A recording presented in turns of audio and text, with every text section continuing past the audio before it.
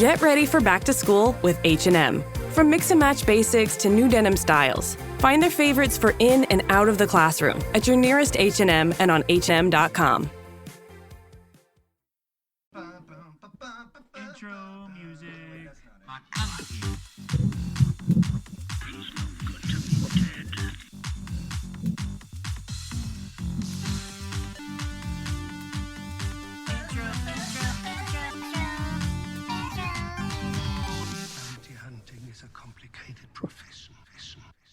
All right, Tom, first off, we know you don't dance, but you can at least bob your head a little bit.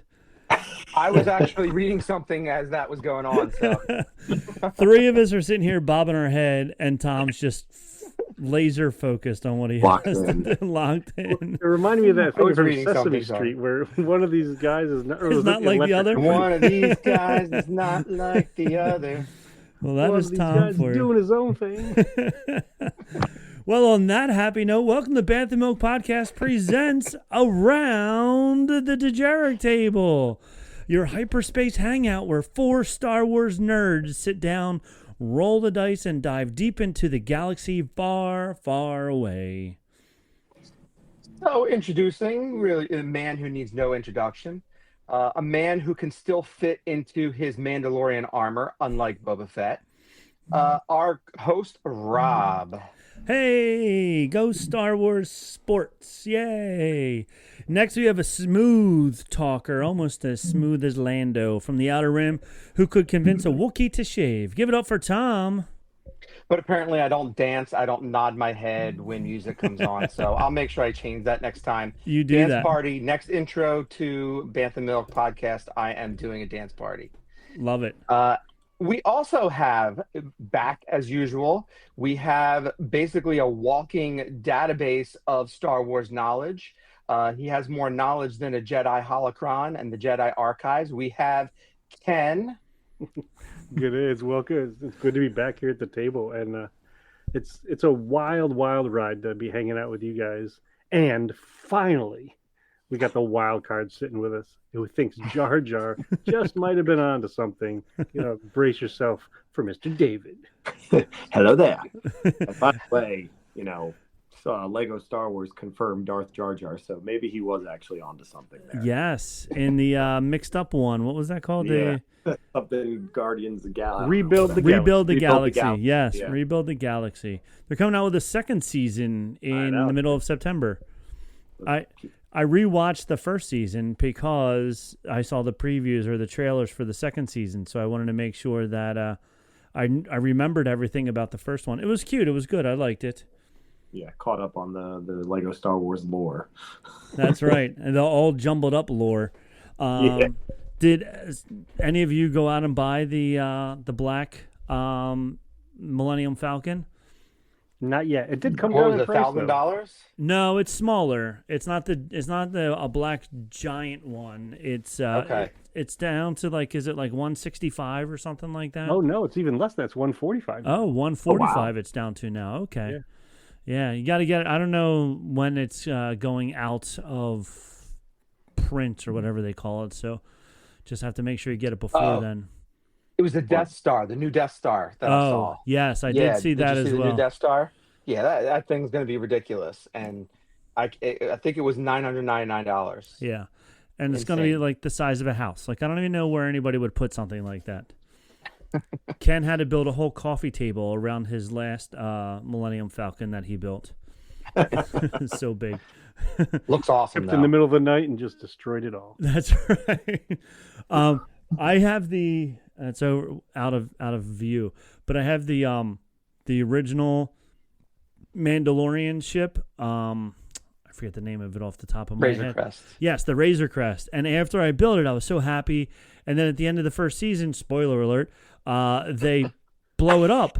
And I was like, should I now just throw it on the ground and just make it screen accurate, just a bunch of pieces, or should I leave it in one piece? Sounds like you need to buy a Naboo Starfighter. That's right. I have that too. Yeah. Oh. So, anywho, we're not here to talk about what Legos Rob has. We're here this week. We are doing a whole show dedicated to Andor. So we have 4 people, 4 questions, and 4 answers for each of the 4 questions because we know it all. And so you need to hear what we have to say. So I'm going to start it right away. Here's my first question, and I I wanted to make the most complex question possible. So how does Andor enhance our understanding of the rebellion's origins and its complexities? With that type of a complex question, Tom, what is your answer? So I'm kind of going against what I say about episode 1. And the one thing I didn't like about episode 1 was like the political intrigue. I kind of thought that was a little boring to start off Star Wars that way, and I didn't think little kids would be interested in that. But Andor is not really meant for little kids. It's really meant for like us, the older Star Wars fans, except for David. We were talking about the old Star Wars fans. And the one thing I really enjoyed about the show that gave us a look at how the rebellion was funded. I mean, who would have thought that would have been just exciting. Yeah. And it was really neat to get that deep dive into, ships cost money, armor costs money, weapons cost money. Where was the rebellion getting all their money from?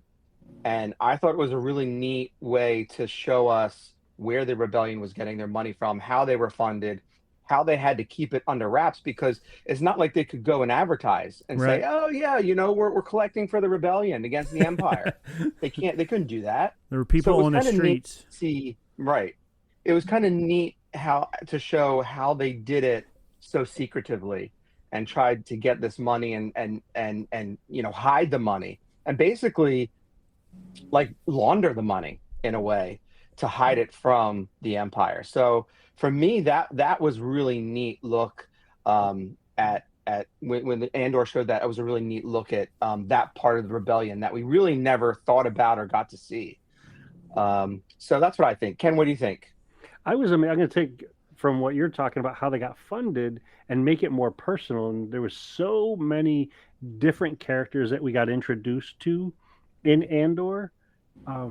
So we got to find out the reasons they were involved in the rebellion.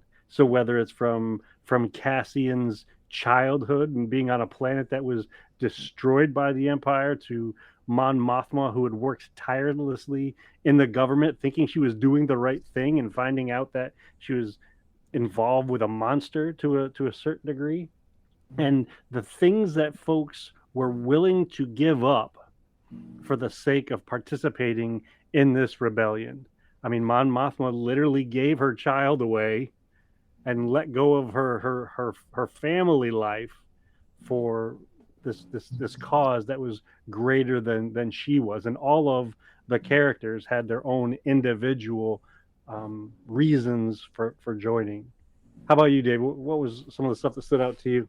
I think just like the whole idea of pretty much that the rebellion wasn't just like a bunch of just like good guys doing things, like, oh, let's fight against the Empire, let's go in, oh, let's kick their asses. It really ended up being like a bunch of small groups of people from all different walks of life, maybe not all fighting for the exact same reasons, but it's all for the cause of the rebellion. And the amount of sacrifice that a bunch of the people that you touched on already as well, with Mon Mothma, like literally giving up her daughter to keep the thing going. But then kind of thinking back to, Luthen was talking about all the terrible things that he did to get to the point he's at. He didn't do it to make people happy. He's doing it because he's fighting for a bigger cause. And just seeing how like gritty it really got, and the different scenes where I feel like I was just like holding my breath. Specifically, one's coming to my mind when they were trying to get that recording device out of the was it a museum or was it the area where he had all his relics, right? Yeah, or all the yeah. It was a collection, yeah. It was hidden in one of them, yeah. It literally, the guy, I forget his name now too, I'm drawing a blank, the one guy who was a spy with them, and they're trying to distract them from seeing Clay. She's got her hand underneath the table, she's literally like bleeding, trying to get the listening device out, and just like those little things in the series really made it like so powerful. It's like, this is really what's at stake, and they're trying their hardest to not give up what's going on. So it just was kind of cool to see people from all different walks of life and their little stories going along with it. What about you, Rob? So I did two things. One, I really enjoyed the growth of Mon Mothma in this as well, because you could see, like, you knew her as the leader of the rebellion and all that stuff, but you didn't really see before that until Andor. And I really enjoyed the end when she was in it, but she wasn't in it until Cassian's like saving her, and as she's like, oh, that's my driver, he's a spy, and he just shoots him, and she's like, oh my gosh, like she couldn't believe that somebody would do that, and he's like, welcome to the rebellion, like when it turned for her from being the political, I'm able to be this political leader who's staying safe, not really getting my hands dirty, but making sure I get the money into the system. And then when it was like, okay, now you're in it to win it, that was a fun twist for me towards the end there. And then I also put in, there's this thing called AI. I don't know if you guys heard of this before or not. What? Yeah, it's interesting. Yeah. It like gives you answers. You can ask it questions, and it searches the internet and gives you answers. So I asked it what the question, and it gave me 4 different answers, and they were all pretty interesting. One, it talked about shifting the focus from the chosen ones to ordinary individuals, which I really thought was interesting and a good point, because there were no Jedi at all in this, So it was like, it wasn't about the Skywalkers at all. It wasn't anything about the Skywalkers, but it was all about all the normal people, all the average people who were coming together to form the rebellion. 2, it said exploring the brutal reality of imperial occupation and its effects. I mean, when they took over the town that they then decided to kill everybody in it, you just saw their fierceness and their ferocity, and you don't really see that in the movies as much. I think you get it a lot in the books, because I'm reading a lot of Star Wars books this summer, and it's funny, in the books, the stormtroopers, their armor's really good and it's really fancy and it protects them and all this stuff. In the movies, they get one-shotted every single time. So it's like, it's funny how deep it is in the books compared to in the movies. And then 3 was reviewing the moral easy for you to say, and challenges faced by the rebellion. Andor portrays the rebellion as a multifaceted and moral complex entity lacking a unifying blueprint and encompassing various fractions with differing methods. And I thought that was also fun seeing, like, even when Andor he landed the stolen ship, and there was this small group of rebels who were completely chaotic and had no sense of anything whatsoever, all the way up to, Mon Mothma, who's, planning everything from the top money down and all that stuff.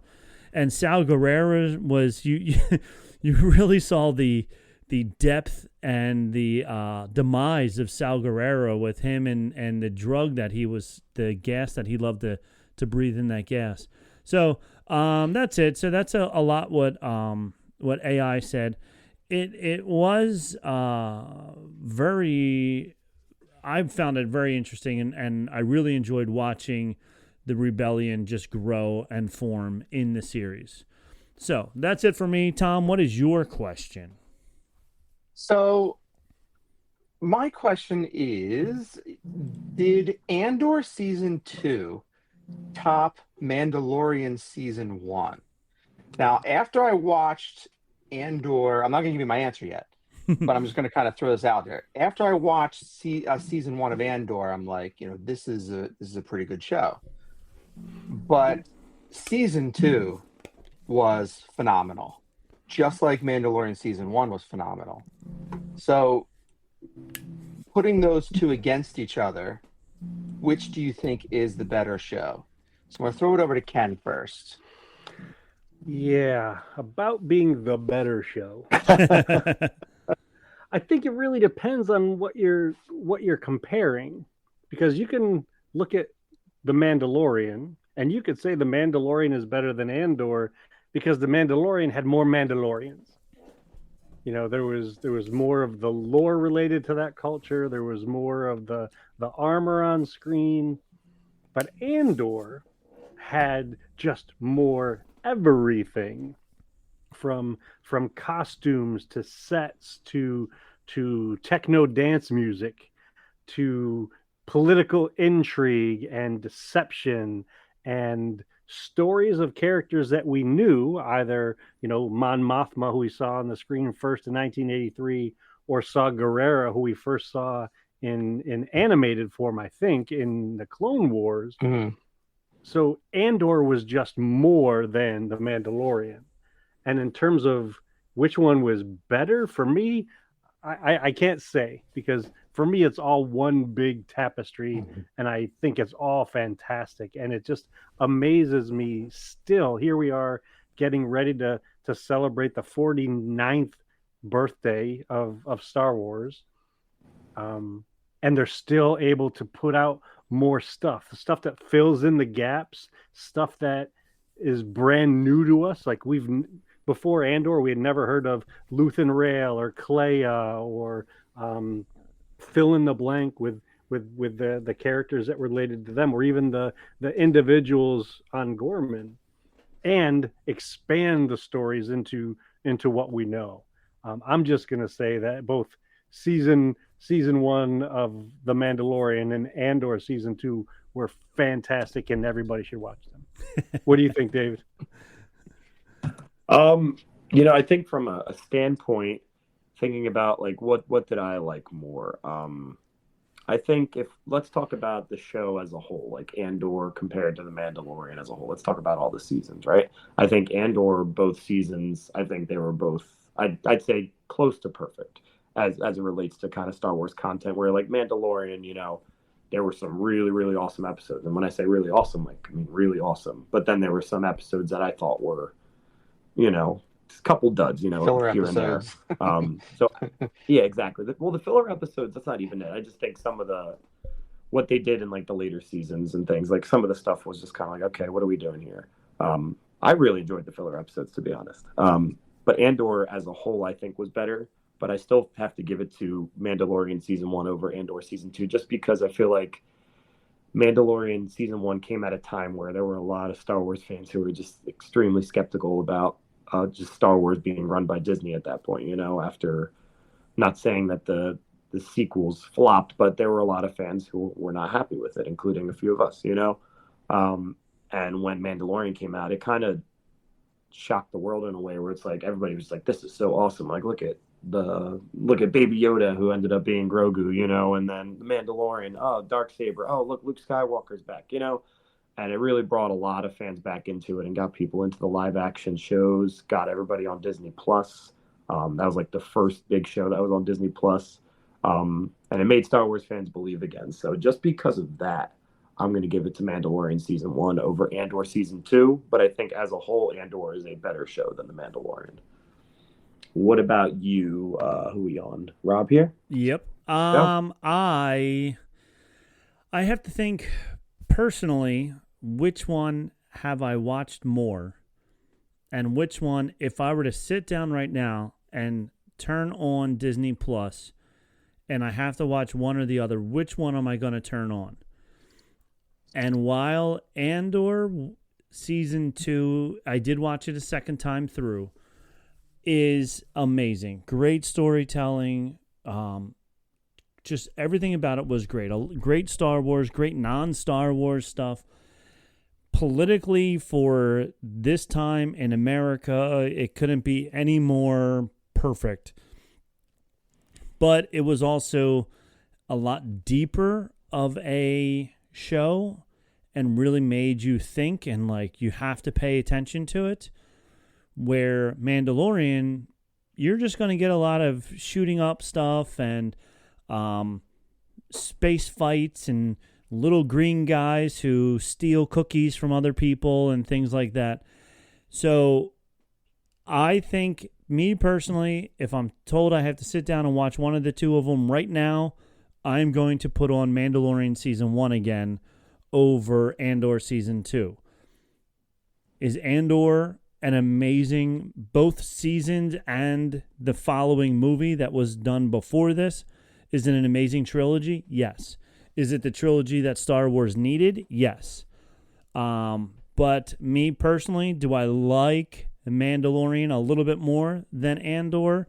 Yes to that as well. So I think me personally, I'm going to say Andor Season 2 did not top Mandalorian Season 1, only because I enjoyed Mandalorian Season 1 so much for all the reasons that David said. Like, I was like, yeah, it was the Mandalorian, it was the Boba Fett that we wanted.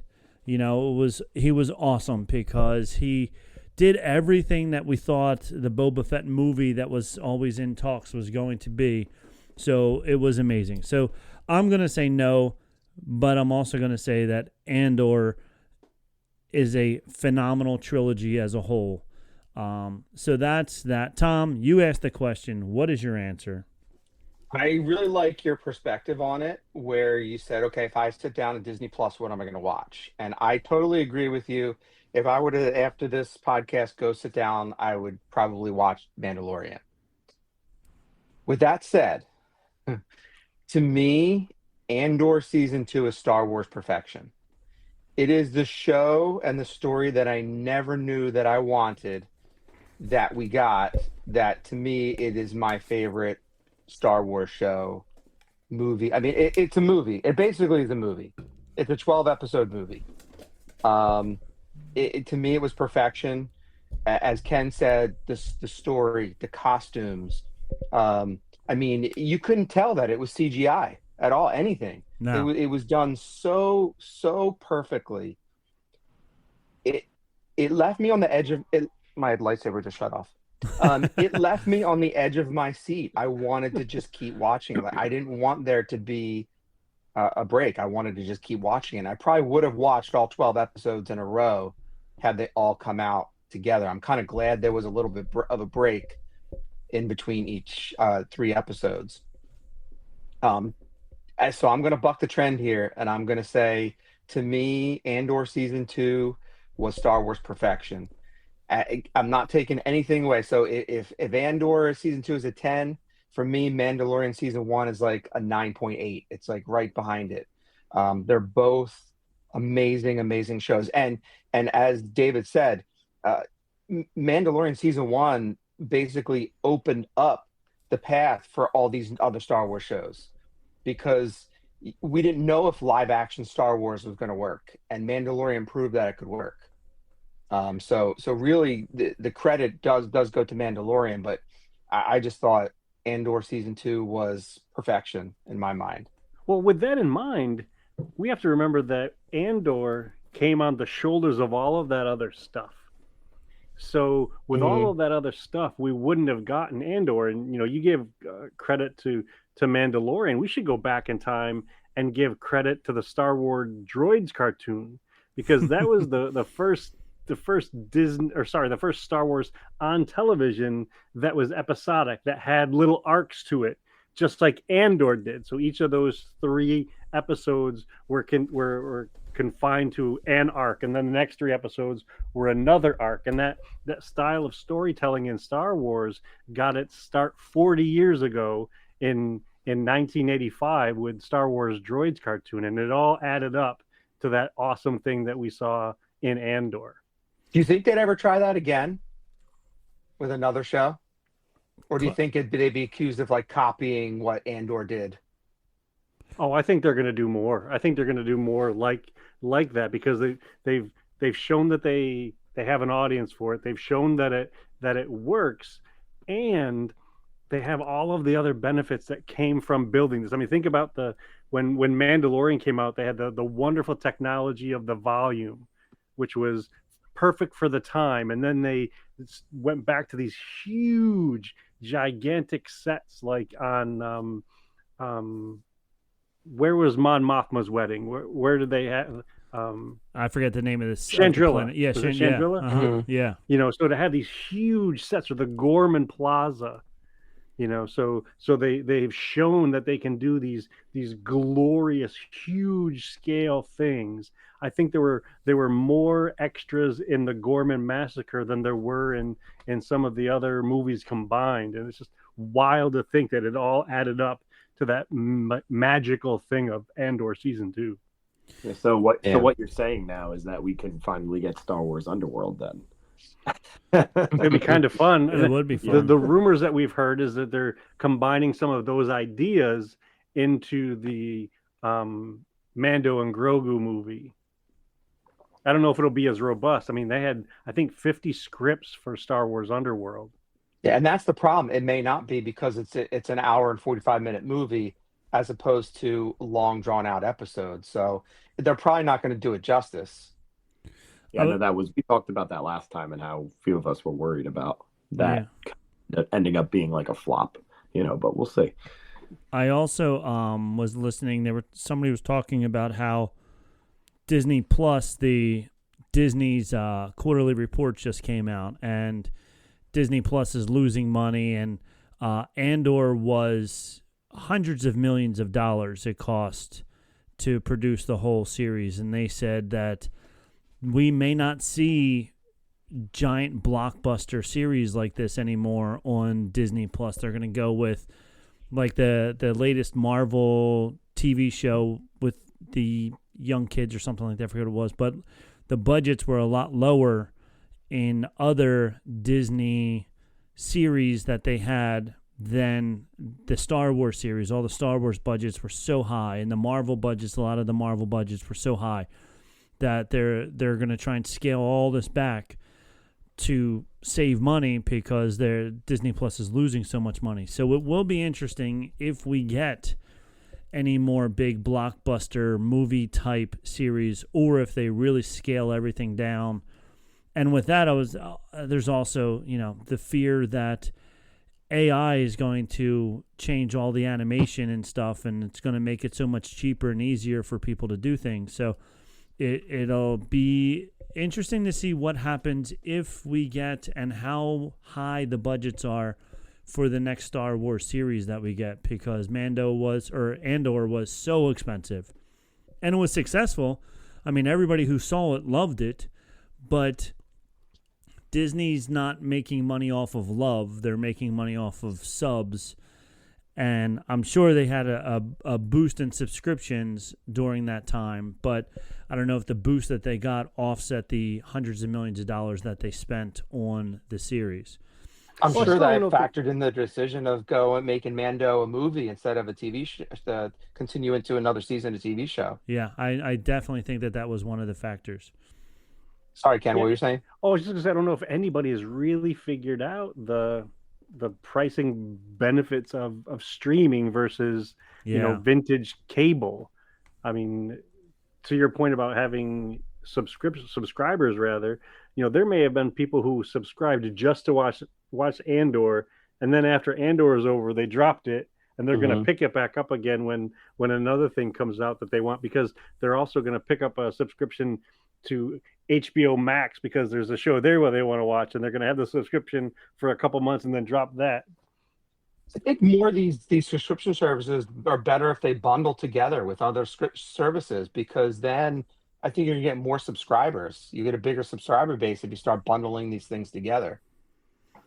Yeah, I definitely think so. I know Disney has tried to do that they now have Hulu and ESPN all on the same app. So I know that they're trying to, and also, from an executive standpoint, they only now need one executive for all three versus three different ones. So you're saving hundreds of thousands of dollars in executives costs and all that other stuff. I looked it up. Andor season 2 was estimated to cost $290 million, and the 2 seasons, according to Forbes, this is what AI is saying, according to Forbes, the 2 seasons were over $645 million. So that is a lot that Disney does not want to spend that much money again on a TV show. So it'll be interesting to see what they do. All right. Yeah. With that being said, that's the halfway point. So we're going to take a quick commercial break, and then we'll come back with Ken's question right after this. See you on the other side. All right, David, are you going to buy that product? Isn't that awesome? Yeah, that was awesome, man. That was awesome. I really want one of those. I can't wait to invest in that company, actually. I got Robinhood up on my phone currently. There you go. That corporation. Looking it up right now. It's interesting. I think it's Sony. I think that's how you spell it. So maybe there's a... There you go. All right, Ken, it's your turn. What's your question? So in Andor Season 2, we were introduced to a whole lot of different characters. And based on all of the available content that's out there, which characters would you like to see get the Andor treatment? Like, and I know we were just talking about how whether or not we thought there would be another TV series like Andor. I'm giving you the opportunity to create one based on the character or characters of your choosing. And so I'm going to turn the microphone over to David. I want to hear his response to that. Who do you want to see in an Andor show? Yeah, so I really liked so just talking about a character that I really enjoyed some of his backstory that we got more of in Tales of the Jedi, but Count Dooku, kind of seeing his fall to the dark side and his interactions with the Emperor at the time, or Palpatine at the time, and seeing how even though he was kind of turning to the dark side, he still cared for Qui-Gon and different things like that. It was just interesting to see. With that being said, I feel like now that we've gotten the Tales of the Jedi, we got some good snippets, and I think it was enough that they don't really need to take a deep dive into it as much anymore. But obviously the one character that, we've seen in pretty much every Star Wars, but have never really seen him as a young individual and his upbringing is Palpatine. Like so many people talk about wanting to see like a Plagueis era Palpatine and like how he really interacted with him being taught, and then the whole thing that was leading up to him eventually, murdering Plagueis and different things like that. So it just seems like that would be something they can really draw out and add a lot of context and depth to, and we can get some of the older things coming, older Jedi, and I don't know. I think that could be really, really interesting and something a lot of people would be into too. So that's what I think. What about you, Rob? So my initial reaction would be all about Maul. And I'm pretty sure that they have talked about doing something about Maul. And Maul's got a whole bunch of stuff going on right now, which would be awesome. So I'm really excited about that because, we talked about it. I think we talked about it on the show before, how in the movies he had like 6 lines. And then he really came to light in the animated series in Rebels and in the Clone Wars animated series. He really was amazing in that. So I would love to see more about that. But the one that I thought about the most, because I've been reading a lot of Timothy Zahn books, is Mara Jade, she's the Jedi who was trained directly under Palpatine. And she goes from bad to eventually good, and then marrying Luke, which we all know if you talk to Anakin is a bad thing. Jedis are not allowed to get married and all that good stuff. But I really, really enjoy her character in the way Timothy Zahn has written her. He also wrote all of the what's his name? My mind just... Thrawn. Thank you. Jeez, my mind went blank there.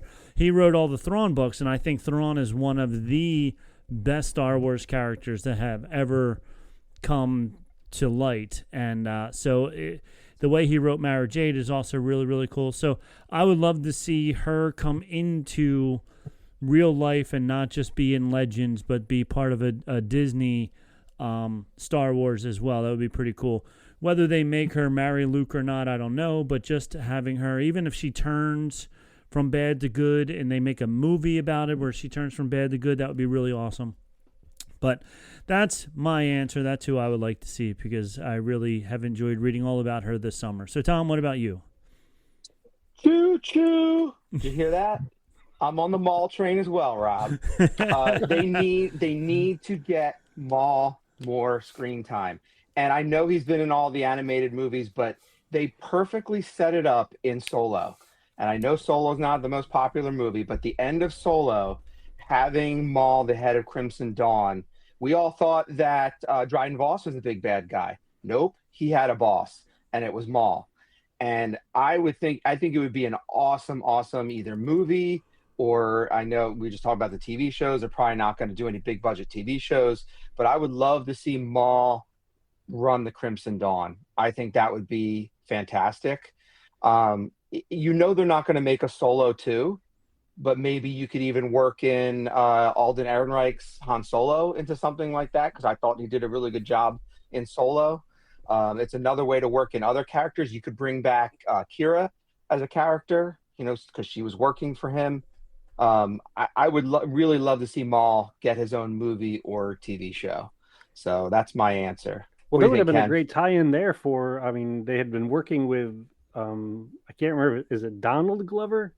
Is that the younger one? Yeah, he was the young, young Lando. As young Lando, they were going to do like the Lando Chronicles, and that would have been in that time period when Han and Kira were around, before it was Han and Leia, and Kira was involved in Crimson Dawn and Maul. So there was talk of that, and I'm not sure if anything is going to happen to it. But for me personally, and please, Dave, don't feel like I'm stealing all of your thunder. I'm also on that in that mindset of more Count Dooku. And for me, one of the intriguing parts of Count Dooku is he started off as a rich person, a rich heir, ended up getting to become a Jedi, and then deviated from being a Jedi, walked away from the Jedi, and joined the Separatist and became the apprentice of Darth Sidious. So how in the wild world of Jakku does something like that happen? And I'd really like to know more about the politics of how Sheev Palpatine was able to manipulate beings and businesses across the entire galaxy to do his bidding that ultimately led to Order 66. So there's just so much there. There's political intrigue. There's commerce, like business intrigue. There's the Jedi Sith kind of stuff. There's so many layers and stories that are ripe for a series that's as rich and as deep as Andor was. But from what we've been talking about, it doesn't seem like there won't be the dollars and cents to be able to do something that big. So well, let's hope that they do. Let's hope that they don't scare themselves off of it. But that's just what I was listening to. So I hope I'm wrong, to say the least. But yeah, it would be awesome to see any of them in a new big series, which would be great. It's kind of interesting. We're talking about Dooku and stuff. I was just thinking about the timeline of everything. How it was like he went from Yoda to Dooku, and then it was Qui-Gon to Obi-Wan to Anakin. Like how each one of those people have failed in their own way, like throughout their legacy. And like I just was thinking about that. I'm like, wow, they failed each other. Like each down that line. Like I never really thought of that before. Well, each individual failed, and then you could even go bigger than that and look at the failure of the Jedi as a group. Yeah. Which I think they were planting the seeds for that in the prequel trilogy, and they were definitely going to explore that in the Acolyte. But neither one of those things were as popular as some folks had hoped they would be. But still, those stories are there. Yeah. The ideas for it, the room for it, because we know, and I don't mean to be disrespectful to any of you, none of us are perfect.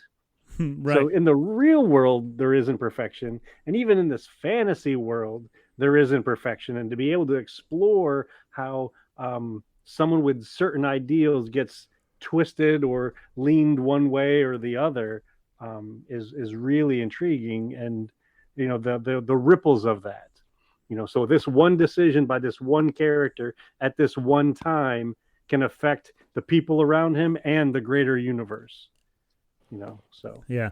And if you want to read or find out about people failing other people, just read any of the Thrawn books, because he is such a genius and so smart that he tells when he's in battle or anything, he's like, okay, you're going to do this, you're going to do that, blah, blah. You go over there, you do this. And then everybody around him always fails him and says, oh, his idea isn't going to work. Let me do this. And it's always the guy that doesn't follow Thrawn's idea is the one that always is the hole in the plan, and the people either escape or whatever. Something doesn't happen because the person that doesn't follow what he says to do is the reason that it always fails on them. And he is probably the second smartest person if you take Palpatine, because of how he manipulated the entire galaxy to fight themselves just so that he can win, basically. He was playing both sides of a war. It was pretty impressive.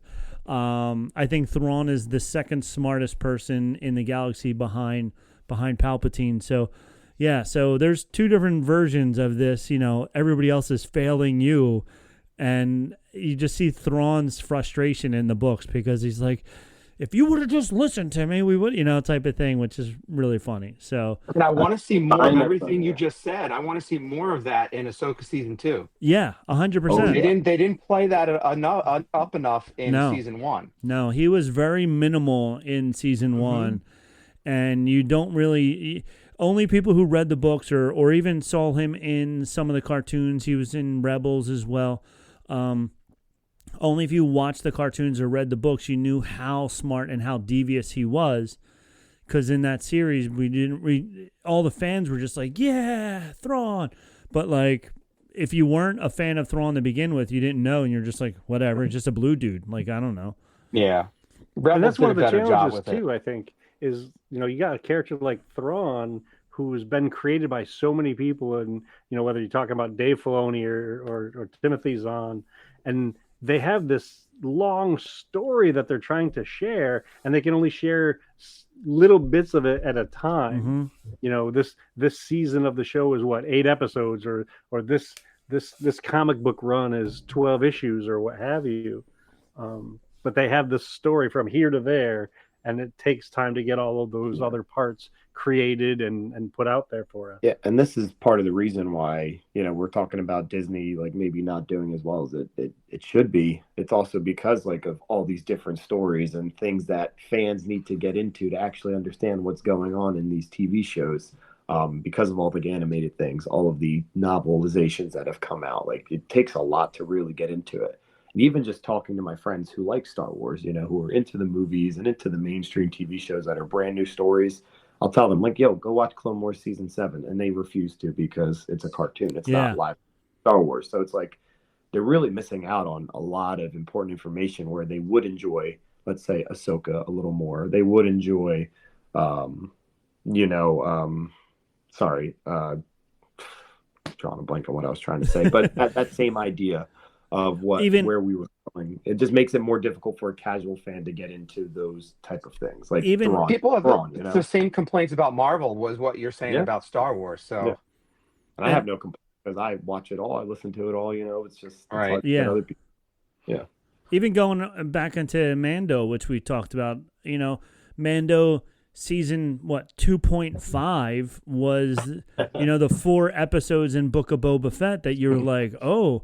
But, like, the first half of Book of Boba Fett was so not intriguing that you lost those fans. And then when the next season of Mando came out and Grogu's back and this and that and whatever, and people are like, wait, when did that happen? And you're like, oh, that happened in the other series that you didn't watch because it wasn't as interesting as Mandalorian is. So, I think they're trying to build this whole big thing, but when some puzzle pieces aren't as good as the other pieces, you don't want to put that piece into your puzzle. So it's like, whatever.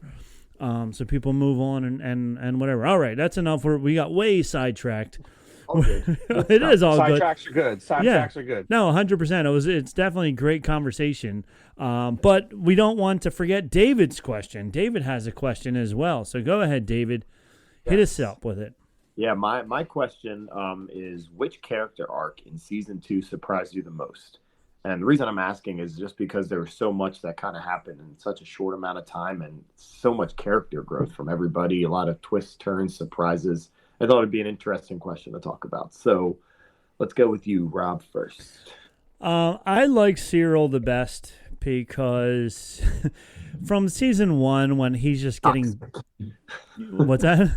A toxic relationship. Yes. When he's getting beat down by his mom day in and day out in season 1. And then, season 2, you can see he's just constantly just grabbing. He just wants recognition because he doesn't get it at home from his mom. So he's doing whatever he can. He's trying to impress the Empire. He's trying to impress his girlfriend. I don't think they ever got married, but his girlfriend. He's trying to impress her. She's dominating him also. She's like, you don't need to know this. I had you followed.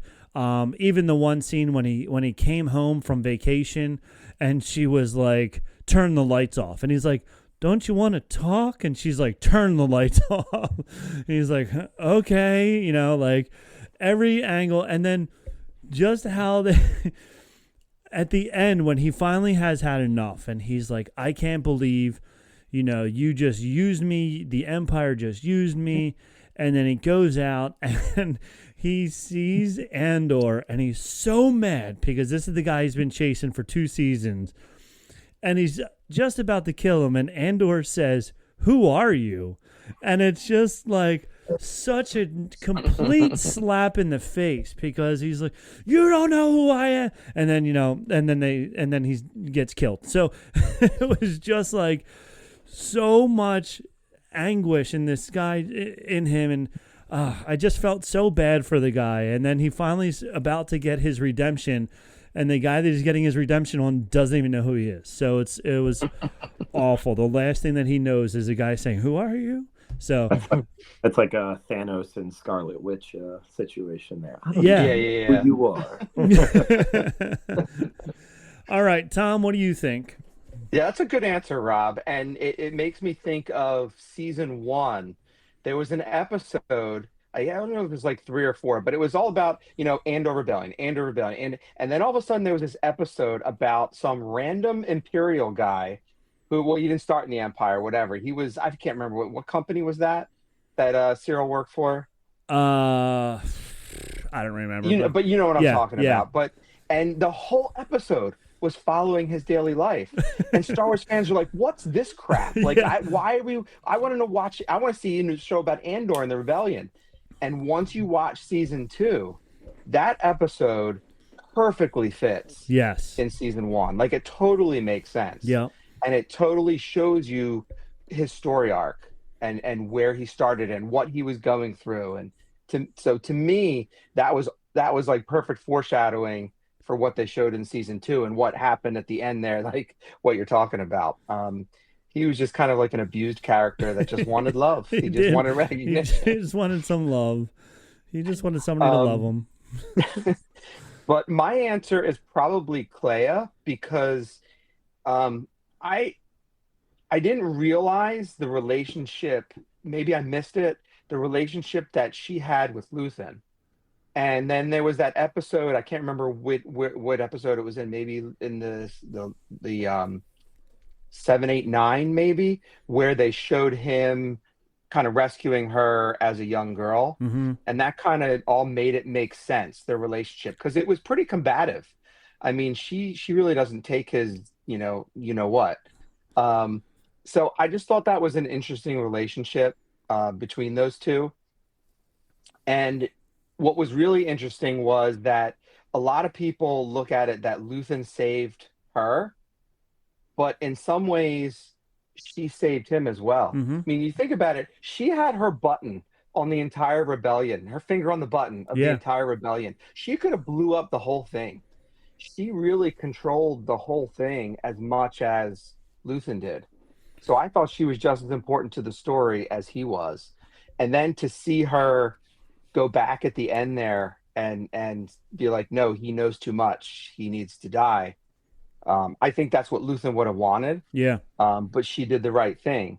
So I don't know. I just thought that was an interesting dynamic. And I thought she was one of the most interesting characters in season 2. What do you think, Ken? For me, it was all of them because many pieces of Andor were unexpected. like we had seen Saw Gerrera in the cartoons, and we had seen Mon Mothma in the original trilogy, but we didn't know all of the things that we got presented in Andor. I mean, before this, I didn't know that Mon Mothma was in an arranged marriage. I didn't know that Andor was working with some like Luthen Rael who used to be a soldier. And it also goes to show the possibilities of influence of one person on the life of another person, and or, no pun intended, or maybe it is, the entire galaxy. Yeah. I mean, if you think about that relationship with Luthen and Clea, Luthen was in a really tough spot when they came into contact with each other.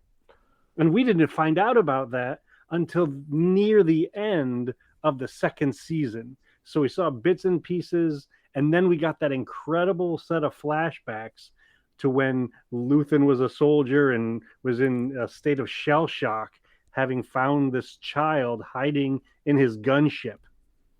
This child of this community that they just slaughtered. Yeah. And none of that, the slaughtering stuff, we don't even get to see. We just hear about it over the radio and through the interactions and so on. So there's so many surprises. And, you mentioned Clea being the biggest one. I think Luthen has got to be right up there with surprises. And then the glorious twist of all of them is the surprise about Andor being a father. Yeah. I mean, Beck's it's a wonderful connection to Star Wars overall. There's always hope. We thought that this story was going to end where Andor goes off and is getting ready to get involved in Rogue One, and we find out that this woman that he has built this relationship with and have gone through a whole lot of things, is the mother to his child. So somewhere out there, there's another line of Andor, and we have no idea where they're going to pop up in the galaxy and what impact they're going to have.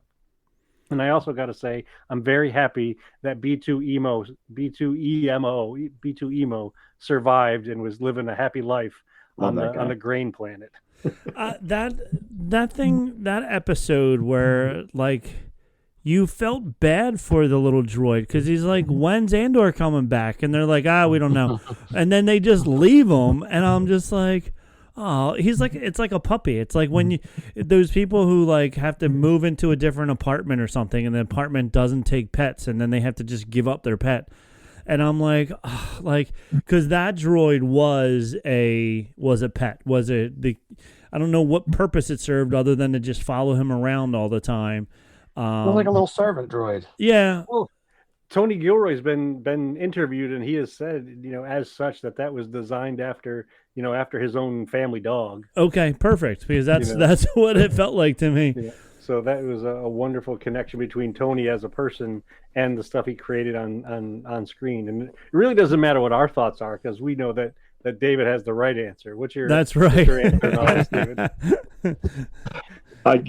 So I'm a lot of what I was going to say has already been said. You talking about the characters, Ken, and then you specifically talking about Clea as well, Tom. But first off, let's give a shout out to Bix here. Bix really went through it.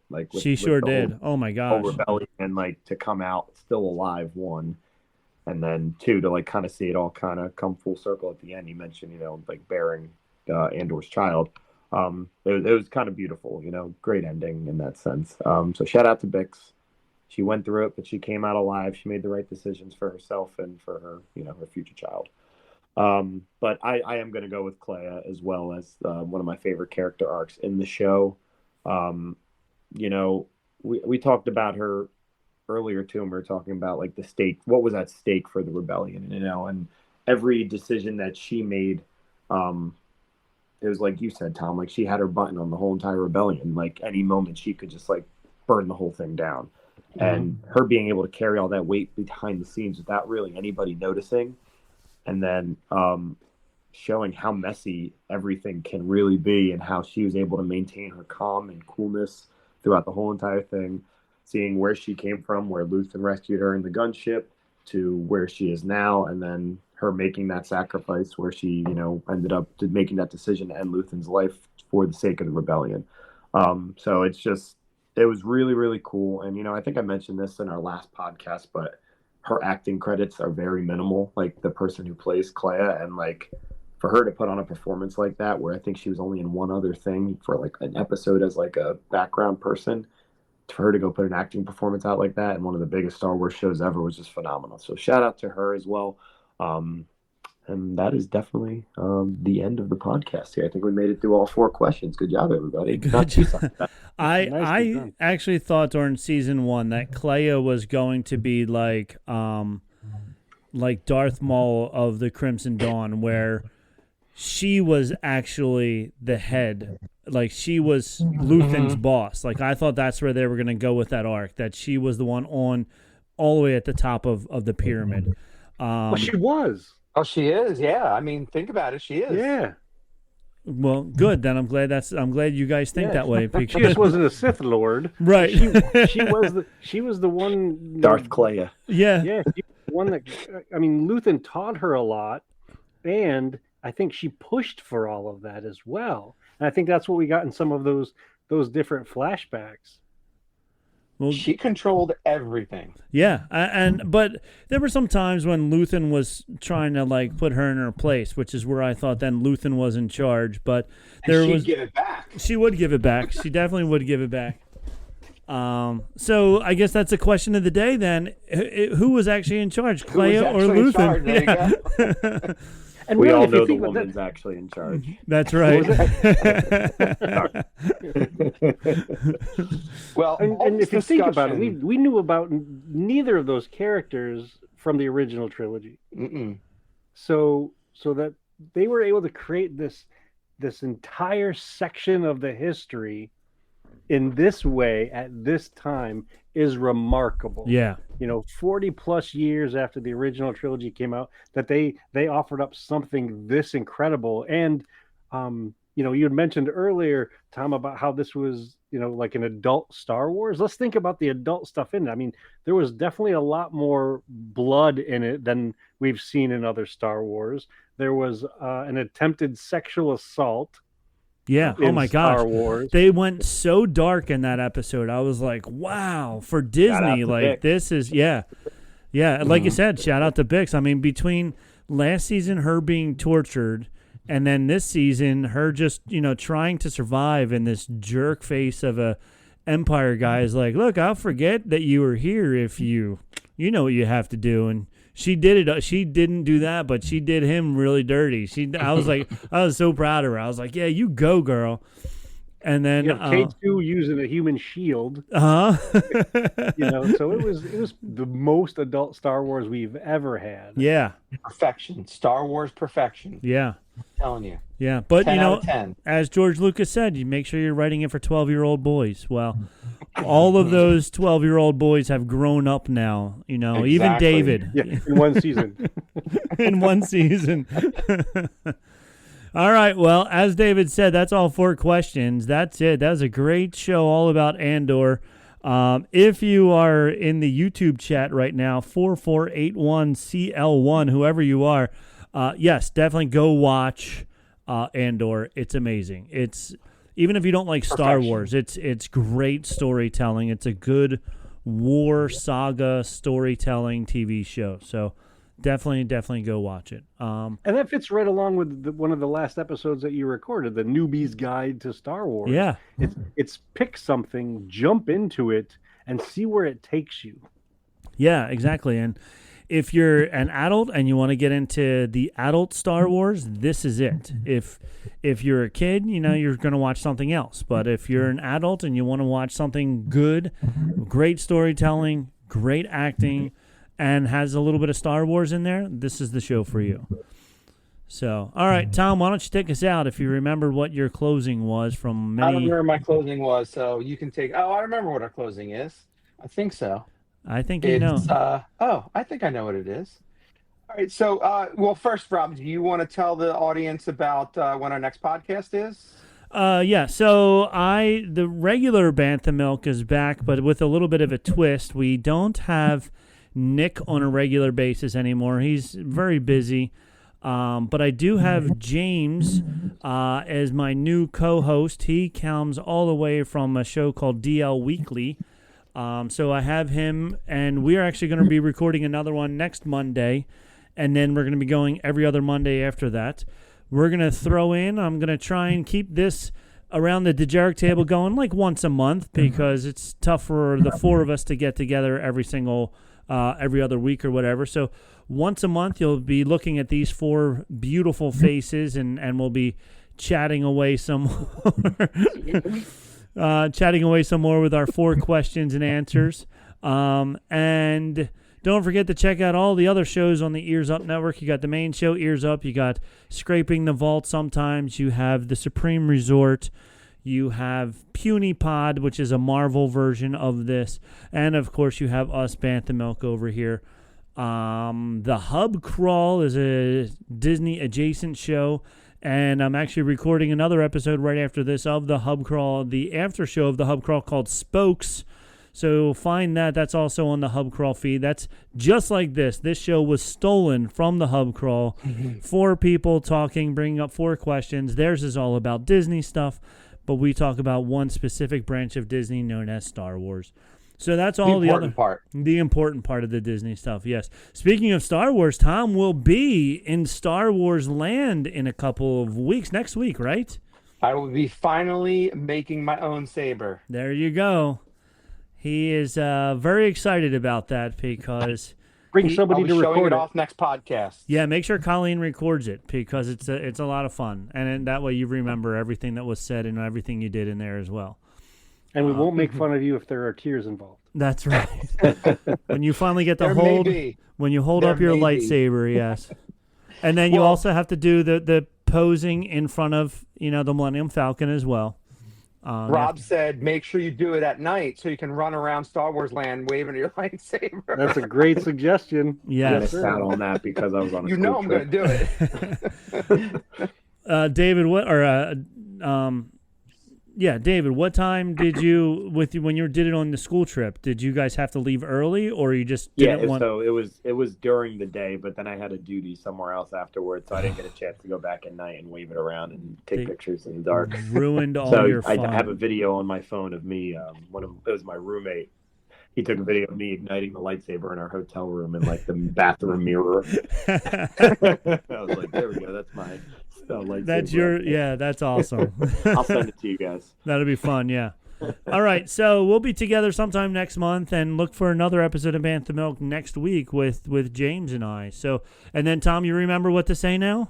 I remember what it is. So till next time, you blew it. Now I have to edit that out. Almost sounds like it.